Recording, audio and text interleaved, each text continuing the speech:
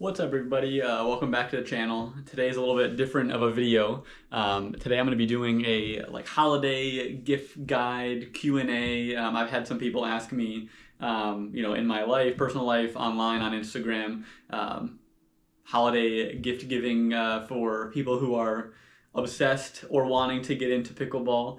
And so here we are. If you're new here, welcome. My name is Mark.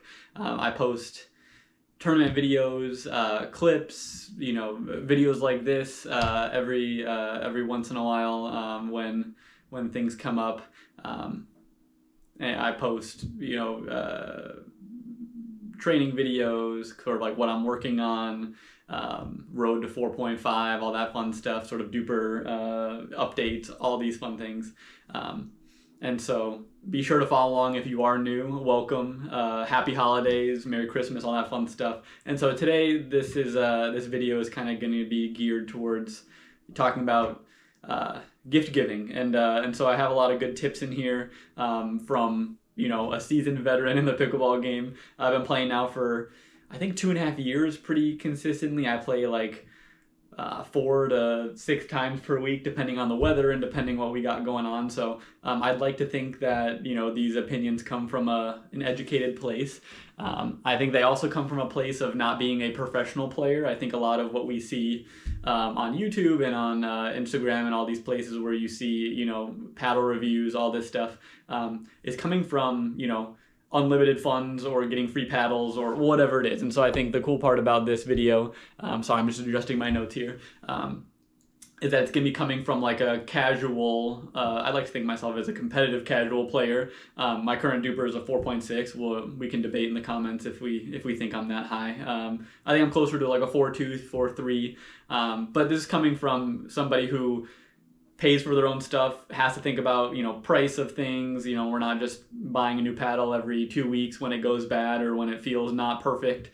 So a lot of this comes from trial and error, spending money on things that I probably shouldn't have, or buying things that I'm really loving and want to share with you. And so I'm excited to share all these things, and I think it'll be helpful for people who love pickleball and who want to buy themselves something nice for Christmas or the holidays, or for somebody who's has that pickleball lover in their life and wants to surprise them with something special, but maybe doesn't know a ton about it. And so we can all sort of benefit from these type of videos. And also, I just like to talk about these things, kind of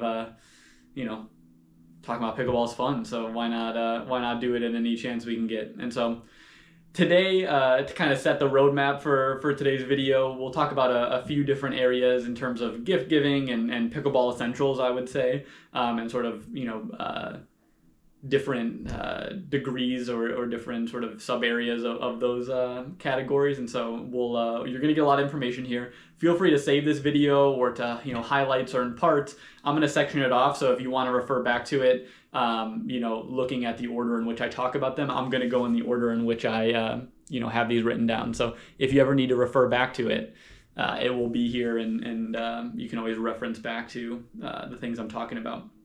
So areas I want to hit on today, probably why everyone's here: paddles. Paddles are the hardest thing to decide, and so we'll get into paddles.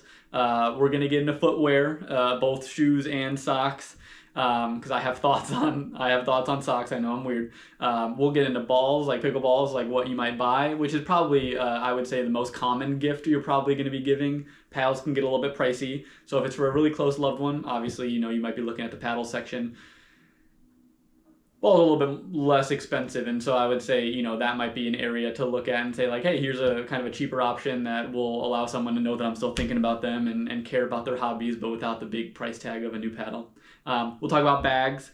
I have a lot of thoughts on those, and then we'll talk about some accessories, things like over grips, all these smaller things that could be good for stocking stuffers and just kind of thinking of you gifts or whatever it is. And so we'll get into that, and then obviously along with accessories, we'll get into gear, like hats and clothes and stuff like that. Another thing I was going to also mention for the holiday time, gift giving, is sort of cross training things that I do. Again, I'm 29, about to be 30, and so my physical activity habits are pickleball, and then things that allow me to continue playing pickleball. So I'll mention things that I like to do, things that I do as a sort of a cross training measure to stay in pickleball shape and stay feeling good, because obviously, you know, pickleball is a lot of injuries, and so there are things that I feel like, you know, I've learned over the years to help me stay alive and also uninjured. You know, I've gone to some physical therapy related to pickleball. I mean, we've all probably have our pickleball injuries, and so I'll mention a few things that I've heard from others and that I've found helpful, and so that'll be kind of a fun little sub area too. And so let's get into it. First, we'll start with paddles, because I'm assuming that's why a lot of people are here. Either you're buying one for yourself or buying one for a loved one, or, you know, a loved one said, hey, pick out a paddle that I can try or can get you, and, you know, tell me what you want. And so first, we'll start with what I use. I have this fancy little paddle here. I know it has my name on it. It's not inscribed. Everyone asks me that, which is sometimes embarrassing. Like, you know, I got it from one of those embroidered websites where you put your name on everything, you know, like the old days with the planners that people had that had their initials on it. That is not what this is. This is actually called Mark Pickleball. I reached out to them on Instagram, or we were talking via Instagram, and I saw that their paddle was selling out and rated really highly. And so I was like, you know, one, it looks like a good paddle. I was in the market for a new paddle. And two, like, why not, right? Like, it looks nice. It's cool looking. It has my name on it, which is fun. And also, Mark Pickleball, they're good people over there. We correspond on Instagram. Wesley, who's the owner and founder of the company, is a nice person. You know, we message back and forth, and they're very supportive, and you know, just seem like good people. And so I wanted to support sort of maybe a lesser known. I also like to have a paddle maybe that not everyone is using. Everyone's got the same paddles nowadays, which is not bad. Obviously, there's a reason for that. But I thought it was cool to maybe have a unique one. And I saw on one of the resources that I'll mention here in a little bit that people were liking it. The metrics look good. And so I figured I'd give it a try. And I love it. I absolutely love it. I've had it for, I want to say, middle of the summer, so, you know, a lot of use on it. It still feels good. It still plays well.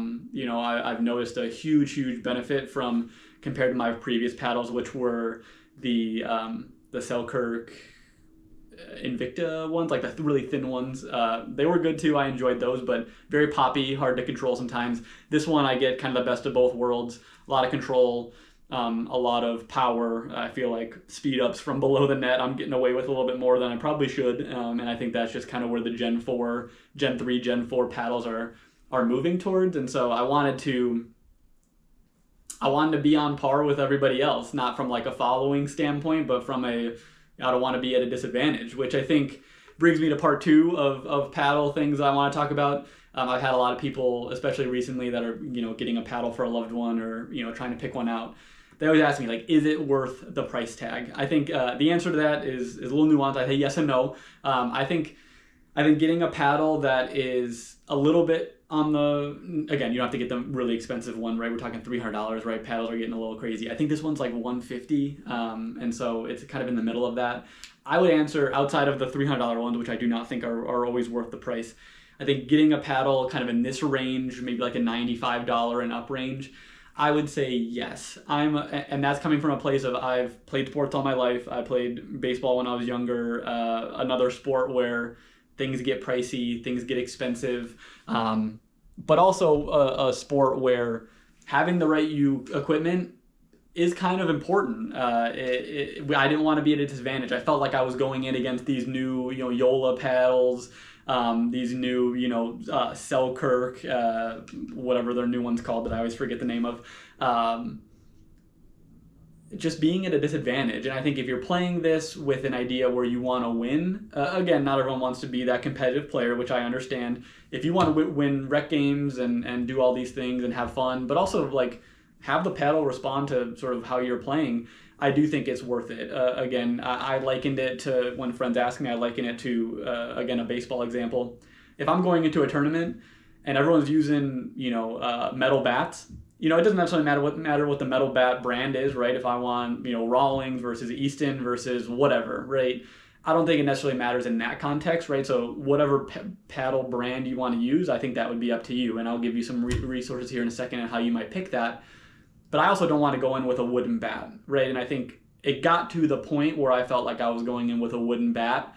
And so if I have a friend come to me and say, hey, I want to play 3.0, 3.5 tournaments, I want to win more rec games, and they say like, is it worth it for me to switch from my hard plastic paddle or my the $60 paddle that I started with, which was a Franklin, carbon fiber? I would say yes. I think going in at a distinct disadvantage, right, I think is not going to be fun for you. It's not going to be, it's not going to tell you where your game is at fully, because they're just going to be shots that you're not hitting hard enough or quality enough. You're not getting enough spin on. And again, it felt like there was times where the better player, the better performance was not being rewarded. And I think, again, going into a game where I'm at a distinct disadvantage already is not going to be fun. And so if you want to play tournaments of any kind, if you want to beat your friends, if you want to see really how good you are, I would say that some level of niceness, I know it's not a real word, but niceness in paddles is kind of essential. And I think that's kind of where like these live. These $150, I know people really like the new Friday pickleball ones, like their Challenger series, I think they're called. I think those are great. You don't need to spend the fancy $300, $250 on a paddle. And I think now we're kind of getting to the point where Gen 4 is coming out and popular. I think this might be a Gen 3. I'd have to look back for sure. I think Gen 3 gets you there, right? That's not using a wooden bat. That's using a different brand of a metal bat that, as long as you're a good player, you're probably still you're not going to get overpowered or dominated because you're not using it. But I do think that there is a threshold there that exists that I think is important to acknowledge. You're just not going to get the same power or dwell on the paddle that you will with, something like this. And so I do think that there's a minimum that we want. There's not a maximum. Again, don't go for the maximum, but I do think there's a minimum threshold that will be helpful. If you don't care, if you're just like, I just want a paddle to be able to hit with, go for it, right? Use one of those, $30 packs where you get 2 paddles and balls. That's where I started. And pretty quickly we moved on from that just because, we felt like we were invested in it. I'm also a believer, just to give a little bit of caveat, I'm a believer in my personal life that if you're going to do something and it's a hobby, and especially when it's free, right? My courts here in my town at the park are free. And if not, they're pretty minimal, $10 for an hour, $20 or $10 for 2 hours. I like to spend a little money on I feel justified in spending a little bit of money on my hobbies, right? I used to play golf a lot. I'm paying $70 to go out play one time. So for me to buy a paddle twice a year for $150 feels like an okay thing, obviously depending on your own finances and all that fun stuff. But if this is a hobby that you're going to engage with and get a lot of benefit out of from a physical and mental health standpoint, I think it's justified. I think it's worth it. I also think it's needed for the sport, but also separately, just if it's your hobby, yeah, why not spend a little bit of money on it? Because, it's what we do, right? It's the thing that you really enjoy. And so I think having something that's reflective of how much you enjoy it sometimes can be nice. Obviously, we don't need to overspend. We don't need to be buying a new paddle every time it goes bad. We don't need to be changing paddles every other game like some of the pros might do. And so as a regular player, we got to think about it. And so a longevity of a paddle is really important. So if I'm spending my money on it, I want to make sure that it's been kind of like play tested for more than just 3 weeks, a month, right? I want it to last me at least 6 months to a year. And I think we're, closing in on 6 months with this paddle, and it's still playing like the day I got it. It cleans off well with those paddle erasers that you can get online. And so, again, I think the price tag, it is worth it to a certain degree. Again, don't go into a baseball game with a wooden bat, right? If we can play with metal. And so until those rules change, until they adjust, the power of these paddles, there is kind of a lesser or sort of. Yeah, we just have to kind of keep up, and that's not super fun, but it is unfortunately the reality of the situation right now. Which brings me to a question I've got a lot of, like, Mark, how in the heck do you pick what paddle you want to use? I think my first set of paddles, right, my Selkirk, I bought 2 of them, when they were in the 150 range. They definitely aren't like the new technology, and so that's why I kind of moved on from them. I picked based on popularity, which probably not a good idea. It was right when I got into it. I didn't know all the resources. I didn't know where to look. I didn't know who to ask. And so I kind of went with the crowd, right? Selkirk, by all intents and purposes, great brand. Again, I don't know them intimately, but they're the big name, right? Them, Yola, big names in it. And so I think I just went with that, right? Definitely an influencer sort of. I was influenced is what I'm trying to say. And I didn't love that, right? I think there's a there's a way to measure how your paddle is going to work, and I wish I had known that when I was first buying it. I'm glad I did that with this one because it does definitely feel like I intentionally chose it for the metrics that it had, and it feels like I'm getting the reward for that now. Which brings me to my my recommendation and then my resource, right? And then we'll be done with the paddles. I know I've talked a lot about paddles.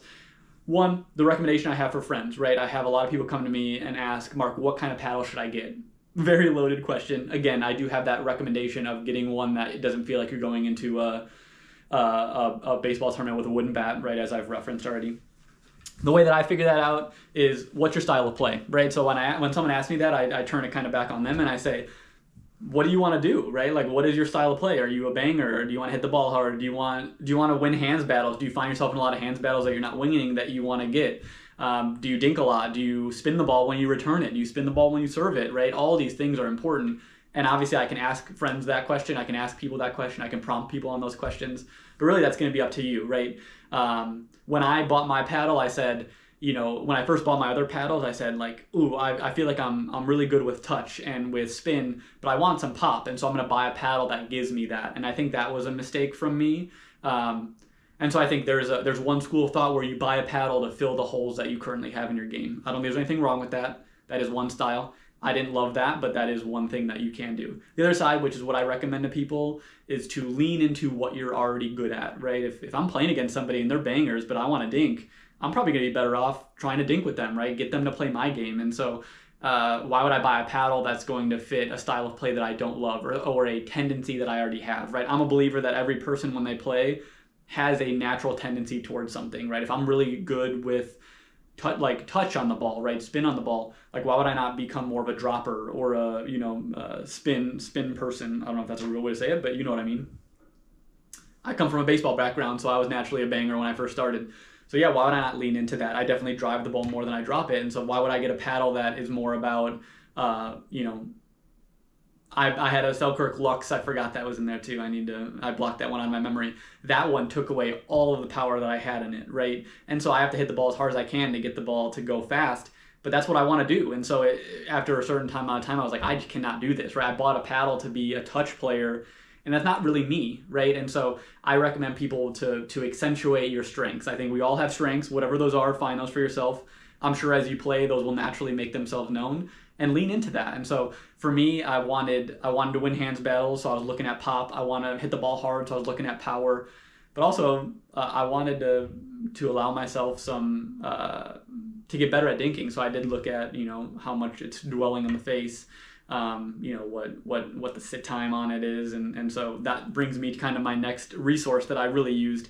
There's a database by John Q, spelled K-E-W. I can see if I can link it in the description. He has a wonderful database of like pretty much any paddle you can think of, and he has tested them. I'm not sure his testing methods. I think it's probably on the website somewhere. I think I read them once. They seemed like they were good qualitative and quantitative research. And he just has them all listed. You can sort it based on what you wanted. So I went on there and I said, go to, I think I went to either power or spin, which I think he defined that as like how much it's dwelling on the face, which is where you're going to get a lot of power, you're going to get a lot of spin, you're getting a lot of, like, you're just allowing the ball to sit on that face for longer, and then you can really control the ball a little bit more, right? The more contact I make with the ball, the more I absorb it, the more I can kind of decide what I want to do. The problem I had with my last paddle is that I sorted it based on pop, and it didn't have anything else. So that ball was coming off fast, and I was probably winning a few hands battles from it, but also I had no idea where it was going, right? So with this one, I looked a lot at how much is that ball sitting on that face, and you can sort it by percentile. So I recommend when you're looking at it, the numbers may not mean a ton to you, but they based it on percentiles of other paddles. So when I looked at this one, I think I looked at power and spin, and I think it was sitting in the 90s and the 80 percentile, so that means that it's better than 80% of the paddles on that database. And I said, okay, this is a good balance between the 2 points that I want, right? If you want only pop, sort it by that and buy the one at the top. If you want only spin, sort it by that and buy the one in the 100 percentile. A lot of the ones in the 100 percentile are banned, right? There's a lot of them on there that are not allowed, and so make sure you're looking at that too. If it's too high up there, it's probably not going to be a legal paddle. But there's a few paddles that really do sit in like the 80th percentile, 75th percentile, with everything. And so a really good all around paddle. And so that's what I did with this one. I found one that was in like the 80th percentile of power. I think it was still in the 70s around pop. And so I was like, that's pretty good. And then I think it was in the 90s around spin. I was like, that seems like the best of all world. And so I'm going to buy that one. I had a friend recently come to me and ask to, kind of help me sort through all of it. And she wanted a little bit more. She dinks a lot, right? She wants to spin. She wants to take the power out of the ball. So let's look at spin, right? Let's sort it by that. And we found some that we gave her a few options. And then from there, you can look at design, you can look at price, you can look at, if it looks cool, all these fun things that make pickleball fun, right? The designs on the paddle, the names of them, the brand, if you have a certain brand you want, a brand that has a good discount going on, right? And so it allows you a lot more options, but it gives you a place to at least start, right? I went on there, I looked at 4 or 5 of them, narrowed it down, and then I searched them based on that, right? Rather than saying, let me go on Google and just type in pickleball paddles, right? Because then you're getting who's paying the most for ads, whose search is at the top, what's the most popular, and those may not be the best, right, for you. And so I think that resource was awesome. That resource also has promo codes. I mean, John does a great job at sorting everything. Every paddle has a promo code that you can get a discount on, and it links to everything, and it's just so great, and it's a nice one-stop shop to look at everything. And he gets the new paddles on there too. I think a lot of the new ones are already on there. And so I went on there, I found this one. I think it was their old paddle. They came out with a new one, so I bought this one. I think they tested out similarly, and it was fairly spot on. And so I always recommend that, and sorting it by what you want to accentuate about your game. And so I'll shove about paddles now, but I think there's a lot of good resources out there, and that's kind of my 2 cents on it, right? Find one that fits you, find one that fits your price, find one that allows you to be in the game without having to pay an arm and a leg, and find one that, if it does break after 6 months, I'm going to feel a lot better about a paddle that's $100, $150 breaking after a year than $300, right, where I have to replace it. And so I could buy 3 new paddles by the time I buy a new one. So again, find that middle ground for you, trust your instincts on that, trust kind of how you feel. There's a lot of places where you can go test out paddles, so I always recommend that if that's a thing that's accessible to you. But if not, ask around, see what people are playing with, see what people who you kind of want to mirror their gameplay with, and I think that's always a good thing as well. But those are my main thoughts on paddles. And so if you have any comments, if I missed anything, feel free to leave them in the comment section. But I don't want to kick a dead horse here. Footwear. Let me put down my paddle here so I can grab my other stuff. Footwear. I have a lot of thoughts on this. One, you're only going to see me play in 1 pair of socks, and I know that might be weird, but dry fit Nike until I die. I've not found a pair of socks that don't give me blisters or rip or wear out or don't stay as good. If there's other ones that I'm missing out on, leave them in the comments. This is a good experience for me to learn too, but those are the main ones that I go with, and you probably won't catch me in anything else.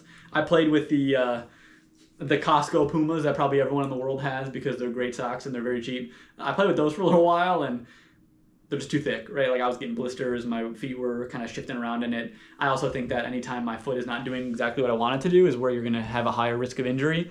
And so I'm a believer that, what we wear and what we use is also important for preventing injury. So that's why I go with those. But I'm sure, there's probably others that I'm missing, but that's kind of what I use.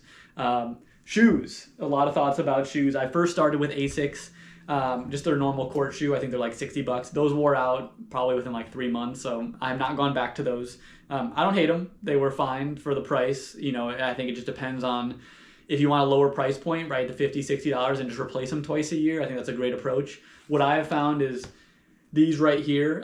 These are the Roger Clubhouse, or the Roger Pros, I believe is what they are called. Let's see. The Roger Clubhouse Pro. I had it in there too. I just mixed up the words. I really enjoy these. I've had a pair of these. I had them for a year, and they were great. I've never, knock on wood, never gotten injured, never twisted an ankle, never, whatever, slipped out of my shoes. The bottoms really never wore out. These ones are about 2-3 months old now, and so not a ton of wear and tear on them. The other ones also look kind of similar. The only reason I got new ones is because, and this is my maybe qualm with these shoes, something to think about, the insides, while they are very comfortable, their foam and the protective layer on top of them does kind of move. It's like glued in there, and it does move around. And so after like a year, I think, the foam literally started falling out of the bottom of these. The shoe was like perfectly intact, right? The sole was great. They were still comfortable. They were still moving good. They had good grip. But the insides were just falling out. And so I bought new ones. These ones, there was an issue with the inside, and so I reached out to them, and they just said that that's like a part of the shoe, and so didn't love that, didn't love the customer experience there, and so I may not buy them again, because obviously I don't want the insides to be falling out. What they recommended was for me to go to a third party like shoe cobbleman, I don't know what they're called, like a shoe person, whatever their job description is, and they said they maybe put like a separate sole in there. Maybe I'm stubborn, but that is not what I want to do. If I spend $150, whatever they are, $160 on shoes, I don't want to have to buy a third-party sole immediately after getting them, and so may not go with those again. You know, I've never had a shoe like have the foam from the inside fall apart. And I know I'm putting a lot of wear and tear on them, but I love the shoe. I just wish the inside was better. I think I've had friends who've had the same shoes where they're like, the shoe is great. It's durable. It's great. I feel like they're light enough. They're also sturdy enough, but the insides fall out, and obviously there's not much we can do about that. And so I might look into some new shoes. I obviously bought them again, so I obviously liked them, and I like the look of them. They look clean. They look cool. They have cool colorways, but I don't love the inside of the shoe. And so we may look around, see if we can find something else. But for now, I like these. They're perfectly acceptable, and they're not like uber expensive, but they're definitely not cheap. And so I'll keep you updated on if I change. But as of now, the On Clouds are kind of what we're rolling with. The one point I had to make, shoes are going to be, I mean, that is so subjective, right?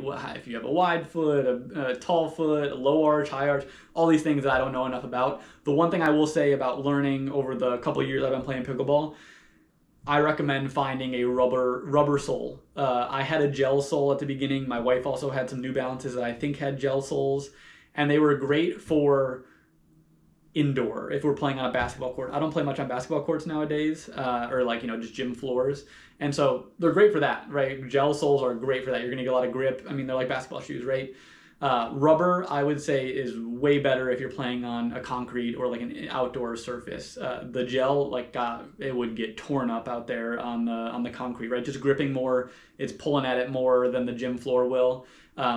And so it's gripping almost too much on the concrete, and obviously that's why it's getting, maybe not obviously, but in my mind that's why it's getting destroyed, is because it needs to grip onto that bald surface of the gym floor, and we just don't need that with concrete. There's a lot more grip on there. And so I recommend a rubber sole, a little bit more durable, doesn't fade as quickly, doesn't, you know, wear out as fast. If you only play on gym floors, like some of the people, you know, in my area who are only indoor players, do whatever you feel comfortable with. I think gel might be the better option there. But if you're playing on outdoor surfaces, which, you know, most of the higher level players are going to do or want to do, I would recommend a rubber sole. That would be the only recommendation I would have. Again, brand, whatever price, you know, whatever fits your budget and preference. But I would say look for a rubber sole. That was one thing I wish I knew when I was buying my first pair of shoes way back when. Moving on to pickleballs, I think this is kind of where a lot of people buy gifts, and so because they're a little bit cheaper, right? You can just buy a pack and be done with it, right? Good stocking stuffer. For a long time, I've been using these Selkirk Pro S1s. I think that these are awesome for the general player. If you want just to really like practice with these balls, play with them, not crack a ton. They also have the 1-year warranty where if a ball cracks, you can send them in. So I've done that. I bought them last Christmas, and I think I sent them in over the summer, and I got like 6 new balls back. And so I think that's a great one for the casual player. I have noticed over the year that I've had them that higher level folks, and again, whether this is them being picky or this is a real thing, I do think there's some validity in the complaints. They do get pretty ovular.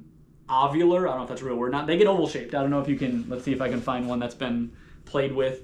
You know, you can see, I don't know if it comes across on camera, but the ball, it does, you know, when you roll it, you can see it's not perfectly circular, which can change the way that it plays. It can change like the spin of the ball, how, you know, there's times where I'm hitting drives, I'm like, damn, I'm awesome. It's like, the ball might be affecting that a little bit. And so for the high level player, I probably wouldn't recommend it. I would also say most high level players in your life probably know what kind of ball they like to play with. And so maybe just ask them, right? Easy communication, right? Just ask them what kind of ball they play with. But if it's like, hey, I have no idea, I do think that the Pro S1s are a great option for affordability and just like getting a lot of them, and you're going to play with them a lot. It does take a lot to crack these. I play with them in like 30-degree weather, and they don't crack. There's times where we're playing, you know, out here in the Midwest, we're playing in 40 degrees, and we're cracking 4 or 5 Franklins in the in the 2 hours that we're playing, that's just not cost effective for some people, for most people, who don't have unlimited money to spend on balls. And so I would recommend the Pro S1s. I'm hearing a lot of murmurings about these lifetime balls. I had a close friend buy a bunch, and so I'll be trying them soon, but I've not personally tried them, but I've heard really good things about them. Kind of the best of both worlds, right? They hold up really well, but they also don't turn a different shape that we want a true bounce with. And so for the casual player, I would definitely recommend the Pro S1s. For the competitive player, I think ask them. If not, maybe get them the new lifetime balls. I've heard a lot of good things. I think most people want to test them out, and so give those a try. Bag. So I've been using this like Lululemon bag for forever. It's not bad. It has like a computer case that I use for my paddle, and so it's kind of protected, which feels like it's kind of meant to be. Then it's like a shoe. It kind of has like a shoe spot that I'm using, and then it has like I think it's a pencil holder. I don't know what this little like, for like knickknacks. I don't know if that's the right way to say it. That's where I put the balls, and so it feels like it has some good spots. Good water bottle spot, and then I put my phone and my, grip tape, whatever I have in there. And so I've been liking that one. There's a new brand that I've been seeing on Instagram a lot called Forward, FRWD. It looks like they have some nice bags. They're a little bit more high end, and I've been thinking about buying one of those. And so I'll let you know if I try that one out. But I've just been using this Lululemon bag that I bought.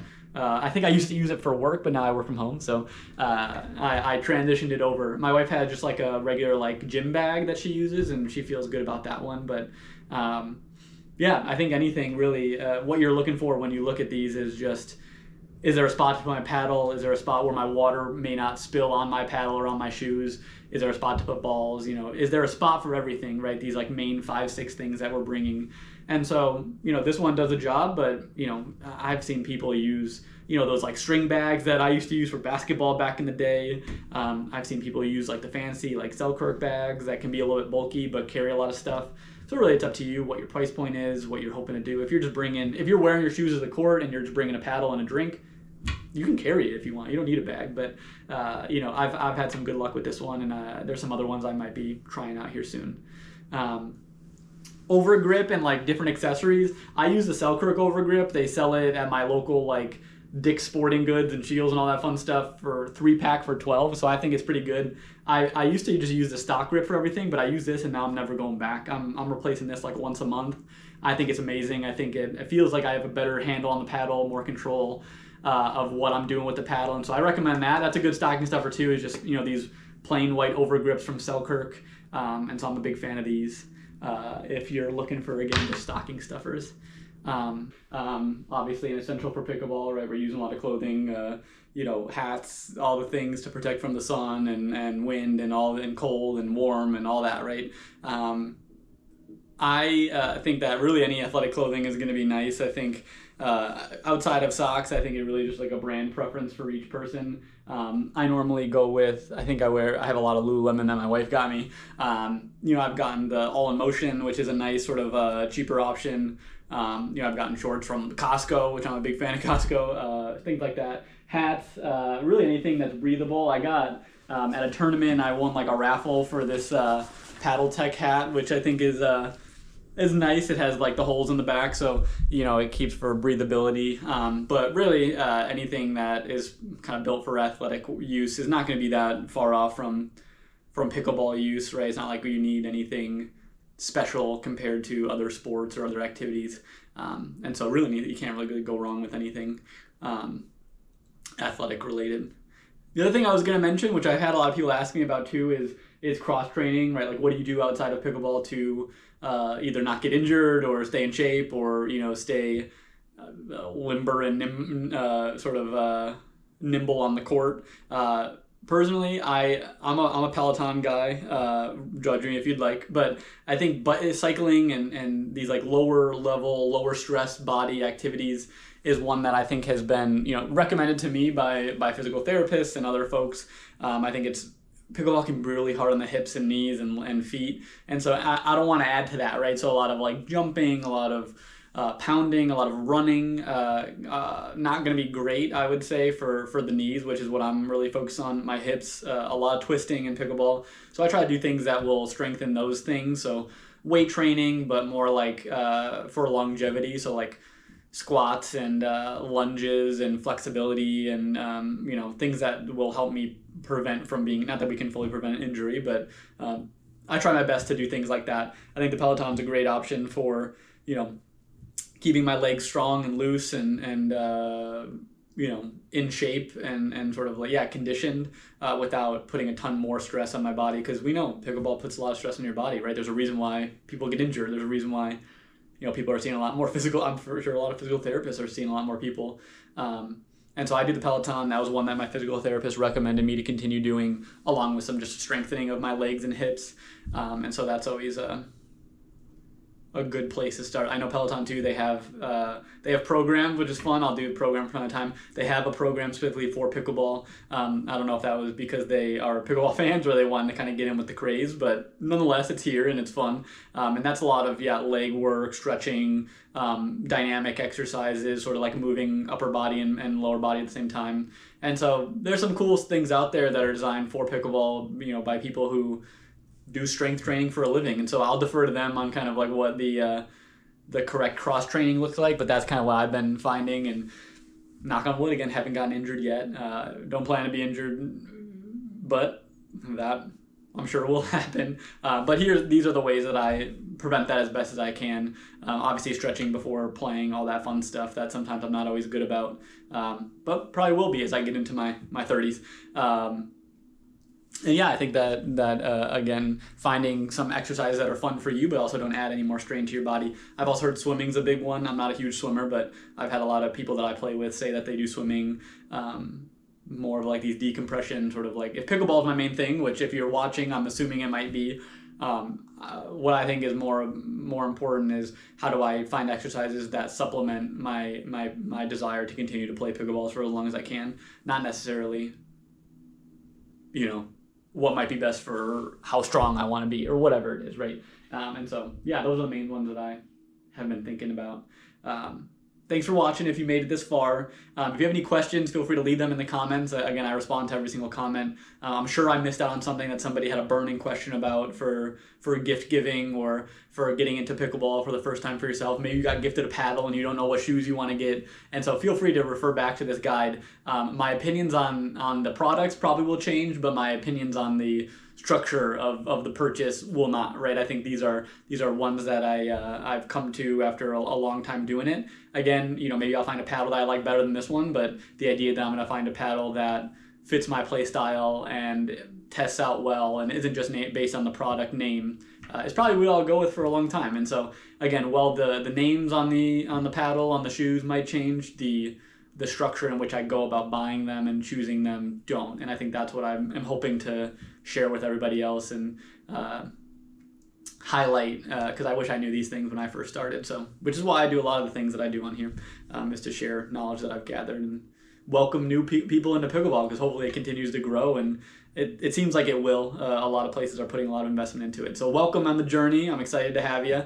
If you want to be a part of the journey more intensely, feel free to like and subscribe. It really helps out. Feel free to follow me over on Instagram, where I'll be kind of splicing up some of these and posting them there. At It's PickleballMark is my handle. We'd love to have you over there too. But if you made it this far, thanks for watching, and I'll have a tournament video up here soon, so you can get away from my annoying voice and watch my play. And so I'll get you that soon, and it's a fun one. So be on the lookout for that, and I'll see you in the next one.